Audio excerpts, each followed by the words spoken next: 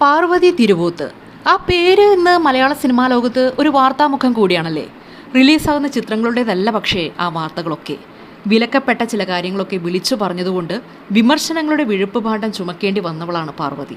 ഇപ്പോൾ അവസരങ്ങൾ തന്നിൽ നിന്ന് കൈവിട്ടതിനെപ്പറ്റി തുറന്നു പറഞ്ഞിരിക്കുകയാണ് പാർവതി. അഭിനയിച്ച ചിത്രങ്ങളെല്ലാം ഹിറ്റ് ചാർട്ടിൽ ഇടം നേടിയിട്ടും വെട്ടിയൊതുക്കപ്പെട്ടവരുടെ പട്ടികയിലേക്ക് മാറ്റി നിർത്തപ്പെട്ടതിനെക്കുറിച്ച് വേദനയോ നഷ്ടബോധമോ നിറഞ്ഞ വാക്കുകൊണ്ടല്ല, എത്ര മാറ്റി നിർത്തിയാലും തനിക്ക് തോന്നും വരെ താൻ ഇവിടെ തന്നെ കാണുമെന്നുള്ള കരുത്തുള്ള സ്വരമായാണ് പാർവതി തൻ്റെ നിലപാട് എന്താണ് എന്നുള്ളത് പറയുന്നത്. എതിർക്കുന്നവരോടുള്ളൊരു യുദ്ധപ്രഖ്യാപനമൊന്നും അല്ലത്. ചവിട്ടി താഴ്ത്തിയാലും ഇനിയിപ്പോൾ അരികിലേക്ക് മാറ്റി നിർത്തിയാലും പാർവതി വീണ്ടും പറഞ്ഞുകൊണ്ടേയിരിക്കും എന്നുള്ളൊരു മുന്നറിയിപ്പാണത്. മലയാള സിനിമാ വ്യവസായത്തിൽ ആൺപെൺ അകലങ്ങളെയൊക്കെ തുല്യതയിലേക്ക് ചേർത്ത് നിർത്താനുള്ള ഒരു ചെറുത്തുനിൽപ്പാണത്, ഒരു പോരാട്ടം. അതവർ തുടർന്നുകൊണ്ടേയിരിക്കും.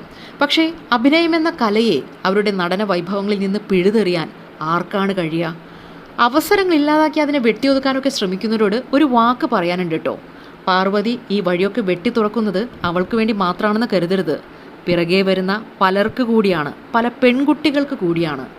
കാലം ഒരു നാൾ തൻ്റെ പോരാട്ടത്തെ നീതിയുടെ കണക്കിൽപ്പെടുത്തുമെന്നവർ കരുതുന്നുണ്ട്. അതാണ്, ആ മാറ്റമാണ് അവർക്ക് കിട്ടുന്ന ഓസ്കാർ.